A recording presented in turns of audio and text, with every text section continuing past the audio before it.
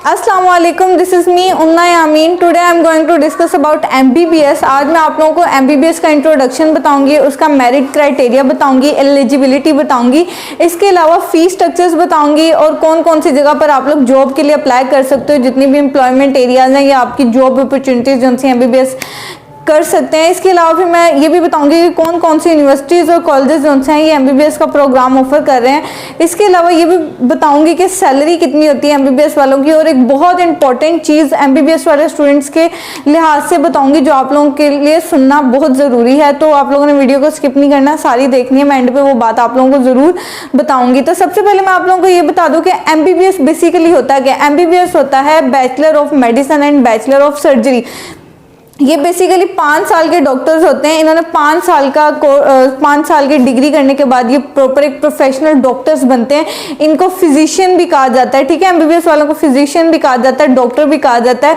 जो बच्चे मैट्रिक में साइंस सब्जेक्ट रखते हैं जैसे बायोलॉजी, फिजिक्स और केमिस्ट्री, और FSC में भी उनके साइंस सब्जेक्ट्स होते हैं बायोलॉजी, फिजिक्स और केमिस्ट्री, तो उनका एम जो सा होता है, ख्वाहिश जो सी होती है वो डॉक्टर बनना ही होती है। वो कौन सा डॉक्टर होता है? वो डॉक्टर MBBS डॉक्टर होता है, ठीक है।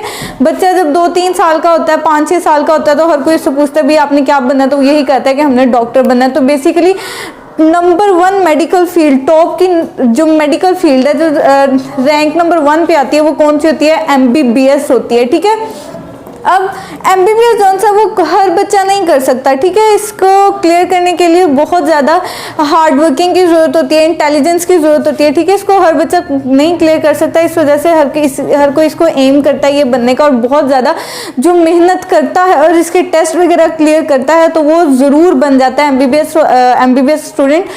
तो इसको क्लियर करने के बाद भी पाकिस्तान के अंदर ख़ास तौर पे इस मेडिकल फील्ड की इस हद तक इम्पोर्टेंस है, बहुत ज़्यादा पाकिस्तान के अंदर MBBS डॉक्टर्स को रेपुटेशन दी जाती है, बहुत ज़्यादा इनके जो जॉब है उनको बहुत ज़्यादा इज्जत दी जाती है, ठीक है। MBBS डॉक्टर्स की बहुत ज़्यादा इज्जत होती है, ठीक है। क्यों? क्योंकि उन्होंने बहुत ज़्यादा पढ़ा हुआ होता है, मतलब उनकी बहुत ज़्यादा हार्ड वर्किंग होती है, इंटेलिजेंस होती है, वो बहुत पाकिस्तान के अंदर कामयाब लोग समझे जाते हैं, ठीक है।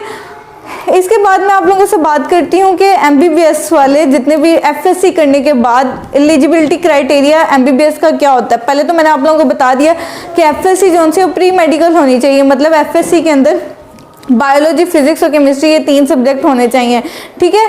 इसके अलावा MBBS करने के लिए FSC करने के बाद एक एंट्री टेस्ट लेता है PMC, ठीक है, पाकिस्तान मेडिकल कॉलेज, ठीक है। वो एक एंट्री टेस्ट कंडक्ट करता है MD CAT के नाम से। अगर उस एंट्री टेस्ट के अंदर अगर आप लोग अच्छा मेरिट पे आ जाएं तो आप लोगों का MBBS में एडमिशन हो जाता है, ठीक है। तो मैं आप लोगों को बता दूँ पब्लिक सेक्टर के अंदर अगर इसके मेरिट की बात करें MBBS की, तो वो 80 से लेकर 92% होता है। लेकिन कोविड की वजह से मतलब इन 2021 और 2022 में मेरिट 92 से हाई ही रहा है। क्यों? क्योंकि FSC में 90% जितने भी MCAT में अप्लाई करने वाले बच्चे थे उनके 1080 प्लस मार्क्स थे, ठीक है। इस वजह से मेरिट बहुत ज़्यादा हाई हो चुका था। वैसे 2020 से पहले क्या PMC ने मेरिट फार्मूला बनाया हुआ था, उन्होंने ये बनाया हुआ था कि 50% FSC के मार्क्स और 50% MD CAT के मार्क्स। लेकिन 2022 में यह प्रॉपर उन्होंने मेरिट फार्मूला बना दिया है कि 10% मैट्रिक होगी, 40% FSC होगा और 50% MD CAT होगा। इन तीनों टेस्ट की या इन तीनों पेपर्स की वेटेज लेके फिर फार्मूला मेरिट बनाया जाता है PMC की वेबसाइट पर। फिर वहाँ पर जाके डिफरेंट कॉलेजेस या डिफरेंट यूनिवर्सिटीज़ मेडिकल की वहाँ पर अप्लाई करते हैं बच्चे MBBS वगैरह के लिए, ठीक है। आई होप आप लोगों को समझ आ चुकी होगी। मैं प्राइवेट सेक्टर की अगर बात करूँ तो इसी मेरिट फार्मूले के लिहाज से प्राइवेट कॉलेजेस में 75% या 75% से हाई मेरिट होता है, ठीक है। प्राइवेट मेडिकल कॉलेजेस की मैं बात कर रही हूँ, ठीक है। तो पब्लिक सेक्टर में मैंने आप लोगों को मेरिट का बता दिया है कि 10% मैट्रिक है, 40% FSC और 50% MD CAT है। MD CAT basically entry test है जो पाकिस्तान मेडिकल कॉलेज कंडक्ट करता है, PMC कंडक्ट करता है, जिसके अंदर 200 MCQs होते हैं, जिसमें से 180, 170 तो आप लोगों को मस्ट लेने पड़ते हैं किसी भी MBBS प्रोग्राम के अंदर, किसी भी अच्छी मेडिकल यूनिवर्सिटी के अंदर एडमिशन लेने के लिए MBBS के अंदर, ठीक है।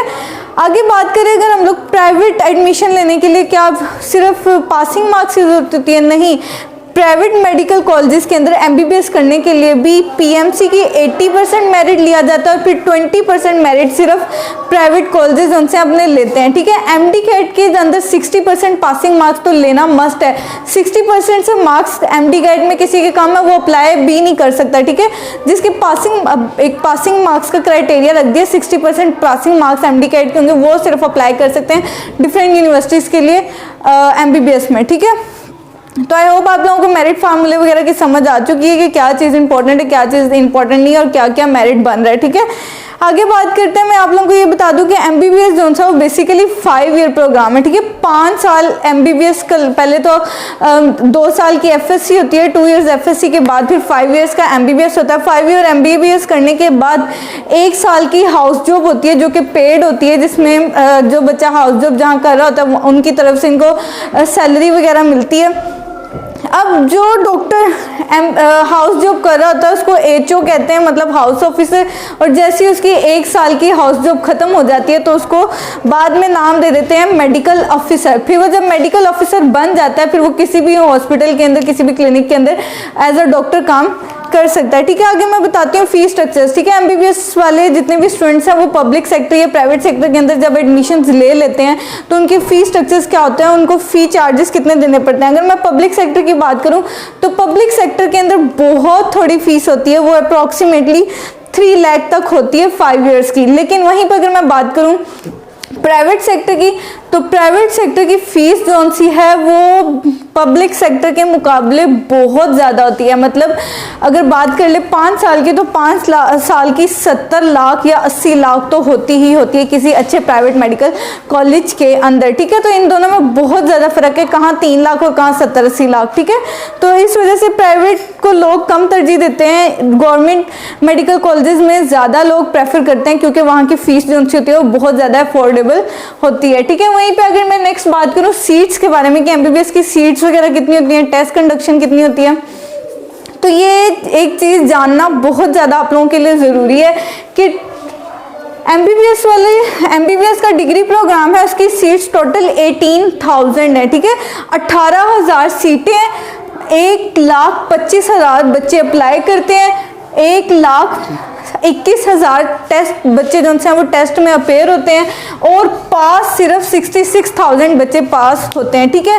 अब समझने वाली बात क्या है, समझने वाली बात यह 66,000 बच्चे जो पास होते हैं उनमें से सिर्फ 18,000 बच्चों को एडमिशन मिलता है, ठीक है। 66,000 बच्चे पास होते हैं और 18,000 बच्चों को एडमिशन मिलता है, मतलब सिर्फ और सिर्फ 18,000 बच्चे जो उनसे वो एमबीबीएस डॉक्टर बन पाते हैं। तो इससे आप लोग अंदाज़ा लगा सकते हो कि मेरिट कितना ज़्यादा हाई होता है। पाकिस्तान के पूरे पाकिस्तान के टॉप के 18,000 बच्चे सिलेक्ट किए जाते हैं एमबीबीएस डॉक्टर बनने के लिए। सिर्फ यही वजह है कि एमबीबीएस डॉक्टर्स का मेरिट जो है वो बहुत ज़्यादा हाई होता है क्योंकि इसकी सीट्स बहुत ज़्यादा थोड़ी होती हैं, ठीक है।